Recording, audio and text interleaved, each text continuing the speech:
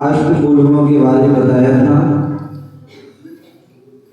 और उन अष्टकूलगुणों में मद्य मांस मधु का त्याग, शराब नहीं पीना है, मांस अंडे आदि नहीं खाना है और शहद नहीं खाना है।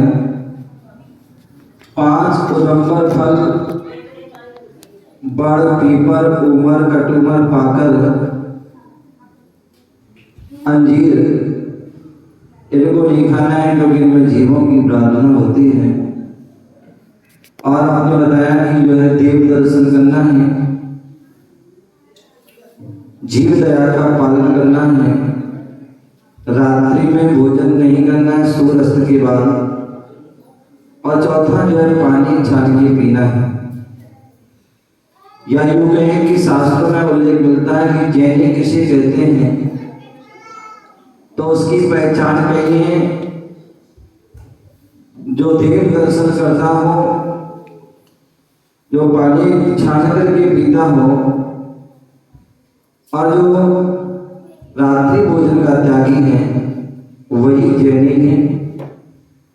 और जैनी केवल जो है जो जैन कुल में जन्म ले लेता है वही जैनी नहीं है, अपितु जो जैन धर्म को माने वो जैनी है। और वो जैनी कोई भी हो सकता है। कहते हैं नारा लगाते हैं हम, जैन धर्म किसका है जो माने सो उसका, जैन साधु किसके हैं जो माने सो उसके हैं। और इसका हम साक्षात उदाहरण भटगांव में हम देख रहे हैं।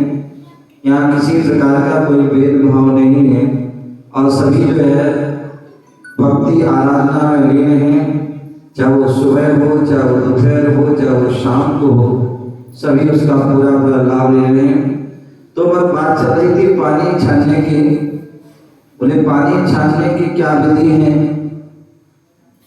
तो बोले शास्त्र में उल्लेख मिलता है पानी छानने के लिए। बोले पहले जो है गांव में, मोहल्लों में या घर में आदि में कुआं हुआ करते थे। क्या हुआ थे? कुआं होते थे और कुआं से हम पानी को जो है खींचते थे और खींचने के बाद जो जिस बर्तन में पानी भरते थे उसको पानी छानते थे।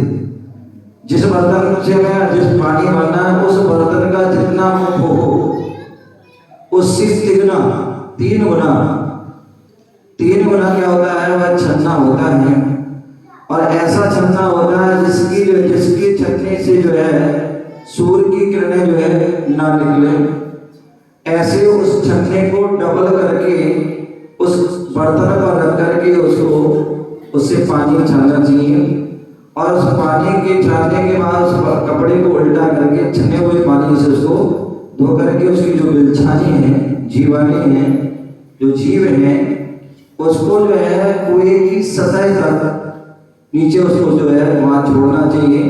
कड़े वाली बाल्टी आती है उससे उसको नीचे। आज वर्तमान में वो बड़े कुएं तो कम है या ना के बराबर है। आज जो है अहिंसा कुआं के नाम से एक छोटा सा जो है 12 इंची या 9 इंची बोर या 15 इंची बोर होता है और उसमें वो छोटी सी बाल्टी आती है और उससे पानी खींचते और उसमें कड़ा आदि होता है, उससे उसकी बिलछानी। ऐसा जो है वह पानी जो होता है वह वास्तविकता में पानी छना पानी है। अन्यथा आज जो है व्यक्ति बोले जो है वह पानी छने पानी की जो है पूरी जो है पद्धति को भूल गया है। बहुत बृहद ही जो है उस सही पद्धति में पानी को है छानने वाले जो होते हैं, वो जो वृत्ति हैं, जो प्रतिमाधारी हैं, वही संभवतः उसको पालन करते हैं, अन्यथा कोई नहीं कर पाता है। अन्यथा आज हम सभी बिस्लरी पानी यूज करते हैं। ध्यान रखना, ये बिस्लरी जो पानी है, आरओ का पानी जहर है। आप मानो या ना मानो ये बिल्कुल जहर है क्योंकि इसमें केमिकल मिला हुआ है। और आज हम देख रहे हैं आए दिन कैंसर हो रहे हैं, छोटी उम्र में कैंसर हो जाते हैं, चाहे वो बच्चे हो, चाहे बच्चियां हो, महिला हो, पुरुष हो, उनको जो है परेशानी हो जाती है। और फिर परेशानी जब बढ़ जाती है तो हम परेशान होते हैं, यहाँ भागते हैं वहां भागते हैं। डॉक्टर भी जो है कहता है, डॉक्टर जो लोग होते हैं वह भी कहते हैं हमें शुद्ध पानी पीना चाहिए, प्राकृतिक पानी पीना चाहिए, चाहे वो कुएं का हो, चाहे वो झरने का हो, चाहे बोरिंग आदि का पानी हो। वो बात अलग है। कुछ स्वार्थी डॉक्टर होते हैं जो अपनी दुकान चलाने के लिए बोल देते हैं कि भैया आर का पानी पीजिए, कहीं मिनरल वाटर पीजिए, कहीं बिसलरी का पीजिए। पता नहीं कब से वह पानी भरा हुआ है उसमें, वो केवल केमिकल के सहारे वह स्वच्छ रहता है। इसलिए पानी जो है बिसलरी का पानी, आरओ का पानी उचित नहीं हमारे यहाँ। हमारे लिए कुएं का, बोरिंग का या जो है झरने आदि या नदी आदि का जो पानी, बहता हुआ पानी है, जमीन से आता शुद्ध, वह पानी शुद्ध है और उसको शुद्ध तरीके से उसको छानिए। प्रश्न किया है कि महाराज श्री बहुत से लोग जो है नल आदि में जो है छन्ना बांध देते हैं, तो क्या उचित है? तो ध्यान रखिए, वो छन्ना भी जो है जो हम जो बांध देते हैं, थैली बांध देते हैं, और से प्लास्टिक की भी छन्नी आदि होती हैं, तो ये सब जो है वह पद्धति नहीं है। पद्धति तो हमारी वही है जो कपड़ा होता है और जो डबल आदि कपड़ा होता है, मोटा कपड़ा होता है, ऐसे उस कपड़े से छानते हैं और उसकी जिनवानी जो है सही तरीके तक जल तक पहुंचाते हैं, वही छना पानी है।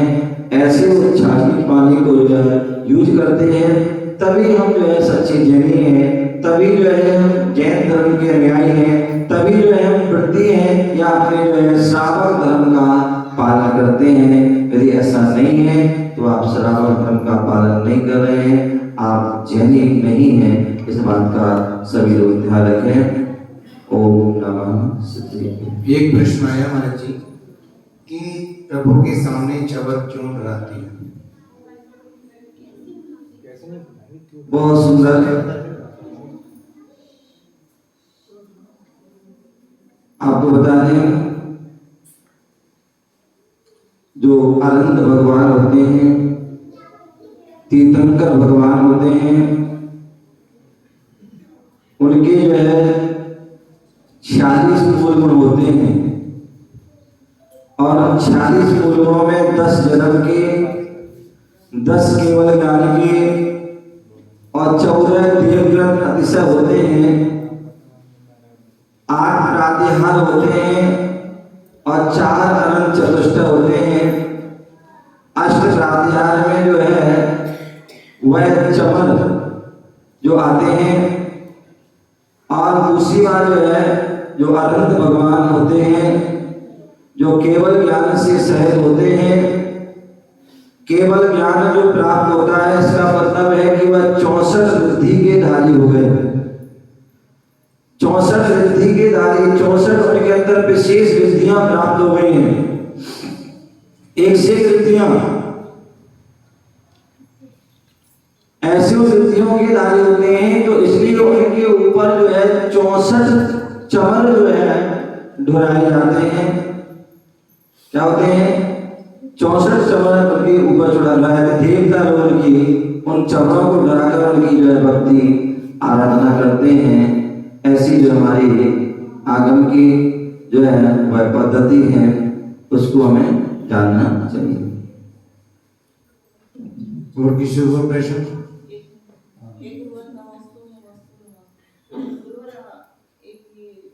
दीपक से रिलेटेड है। जैसे पूजा में हम दीपक यूज करते हैं, तो जैसे हमने एक पूजा की तो उसको निर्वापामिति बोला, तो वो निर्वाण्य हो गया क्या दूसरी पूजा के लिए? ध्यान रखिए, पद्धति तो ये है, कई स्थान पे ऐसे ऐसे लोग हैं जहां दीपक का छंद आता है तो बाती रखते हैं। क्या रखते हैं? बाती रखते हैं, थोड़े घी लगाया उसमें, जहाँ पूजा की तो उसमें वो छोड़ दिया, ठीक है ना। या कपूर की टिक्की रखते हैं, किया और वहाँ समाप्त, ठीक है ना। दूसरे जो है, यदि हमारी ऐसी व्यवस्था नहीं है, हमें बड़ा दीपक या रखा है, तो आरती कीजिए और जब सुहाग की बारी आए तो पीली चिटक चढ़ा दीजिए। तो ये व्यवस्था भी हो सकती है, तीनों में से आप कोई भी व्यवस्था कर सकते हैं। नमोस्तु हमारी जी, एक प्रश्न आया है, आपको वैराग्य कैसे हुआ? ओम नमः सत्य।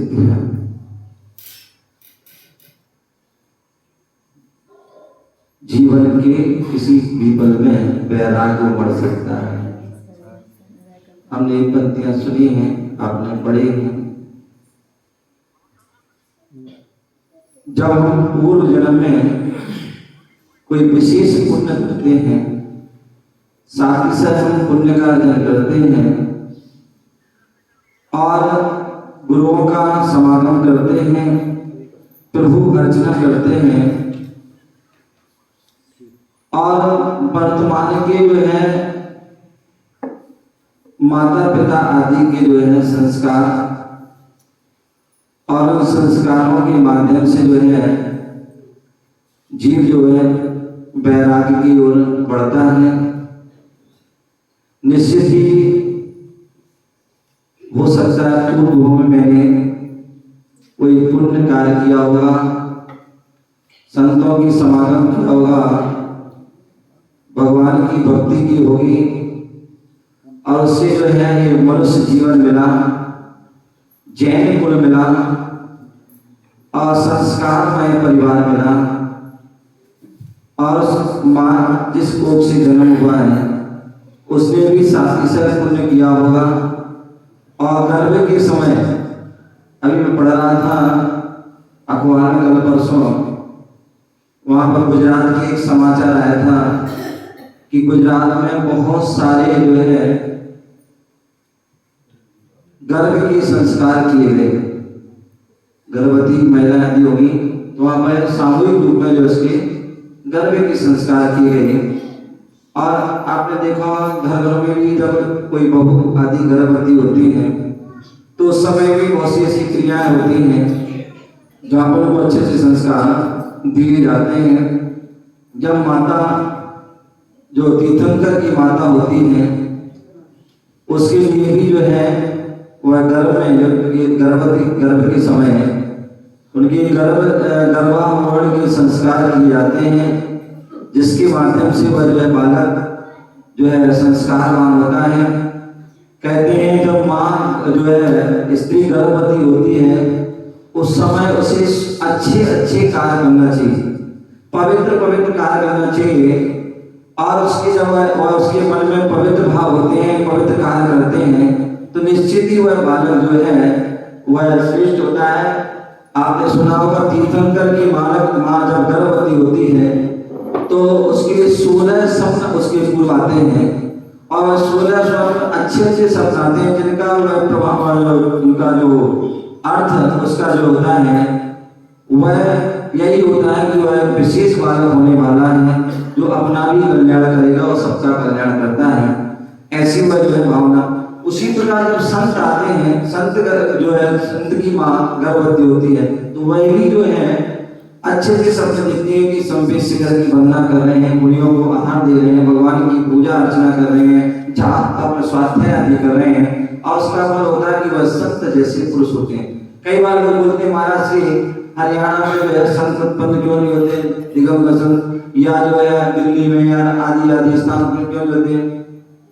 उसका कारण ये है कि जो है यहाँ की जो है माताएं जो है वह धर्म से जो है दूर रहती हैं और भौतिकता की चकाचौंध में वह आगे रहती हैं। कई क्लबों में जाना, पार्टी में जाना, आदि जो है मॉलों में जाना, पिक्चर में आदि थिएटरों में जाना और जो है अनेक प्रकार के जो है ऐसे वह उपक्रम करती हैं। दिन रात जो है मोबाइल चलाना, लैपटॉप चलाना, इंटरनेट आदि करना है। तो और जो जंक फूड, चाइनीज आदि भोजन आदि ये करते हैं और उसका प्रभाव क्या होता है कि वह बच्चे पर ही वही पड़ता है और बच्चा जन्म होता है सबसे पहले मोबाइल पकड़ता है, लैपटॉप आदि पर हाथ रखता है। क्यों? क्योंकि वही वह सीखा है। तो इसलिए कहते हैं जब हम जो है गर्भाधान हो उस समय अच्छे खाओ, रखना चाहिए, अच्छी चीज जो है पूजन अर्चना आराधना करना चाहिए। अभी वर्तमान में एक चक्र जो है, जो पूर्व की पद्धति थी, आज वह पुनः वह और एक चक्रवर्ती विवाह, ये पद्धति जो है चल रही, प्रारंभ हुई है। जो पहले थी, जो विलुप्त हुई थी, आज हो रही है।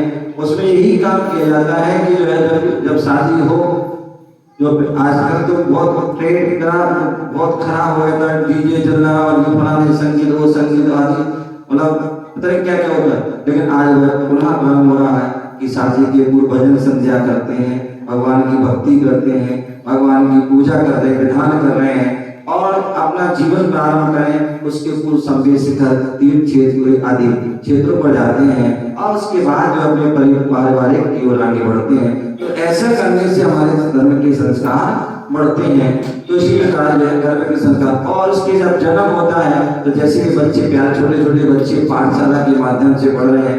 मुझे भी याद है कि जब मैं छोटा था तो उस समय जो है हमारे जो नगर में भी आज भी चल रही है, वहाँ भी पाठशाला चलती थी और वहाँ पाठशाला जाते थे और वहाँ पर ये ऐसी ऐसी अच्छी अच्छी बातें वहाँ सीखते थे और वहाँ पर पूजन आदि आदि जो सारी, तो उसका ही प्रभाव साधु संत आते थे, साधुओं की दर्शन पूजन आदि तीर्थों पर यात्रा, तो ये सब जो है क्या होता है, इनके माध्यम से वह संस्कार बनते हैं और वही संस्कार जो है हमारे वैराग्य की ओर ले जाते हैं। और छोटी सी जो है कुछ पंक्तियों के माध्यम से वह सारे वैराग्य की बात जो है पंक्तियों के माध्यम से आपकी समझ से हुआ है बता रहे हैं कि जो मैन जो है परिवर्तन का पॉइंट कहाँ हुआ, तो उसके पूज्य गुरुदेव आचार्य श्री विराग सागर जी महाराज का 95 में चतुर्मास हुआ ललितपुर में। और वहां पर जो है बहुत लगभग 15-20 पीछी थी, छोटे छोटे महाराज माता जी थे, ब्रह्मचारी थे, वहां जाते थे, हम लोग देखते थे, सुनते थे। और उसी बीच जो है 10 लक्षण पर्व आया और 10 लक्षण पर्व में एक शिविर का आयोजन हुआ। उस शिविर में जो है भर्ती हुआ था और उससे जो है पूरा परिवर्तन जो है प्रारंभ हुआ था। तो वह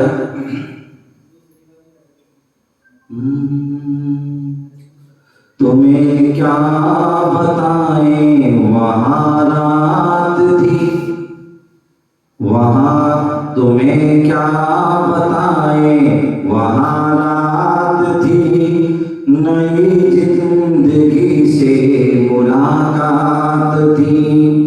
तुम्हें क्या बताएं वहाँ रात थी, नई जिंदगी से मुलाकात थी।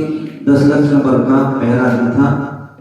और सामंता बुंदेलखंड में ललितपुर में लगभग 5000 से ऊपर जो है घर हैं जैनियों के, और वहां पर जो है लगभग 15 के लगभग मंदिर हैं जहाँ धर्ममय वातावरण रहता है। और वहां पर जब पूज्य गुरुदेव का चतुर्मास हुआ, 10 लक्षण शिविर लगा, तो कोई साधु संत आते तो वहां वैसी भीड़ इकट्ठी हो जाती है। 10 लक्षण पर शिविर लगा तो और भीड़ इकट्ठी हो गई। तो पूज्य गुरुदेव के लिए मैया व्रती के लिए वहां पर भीड़ लगी हुई थी। शाम रात का वक्त था, तो वहां मैं भी जो है खड़ा था। तो वहां जो देखा, वहां उसकी जो बात है, तुम्हें क्या बताएं महारात थी, नई जिंदगी से मुलाकात थी।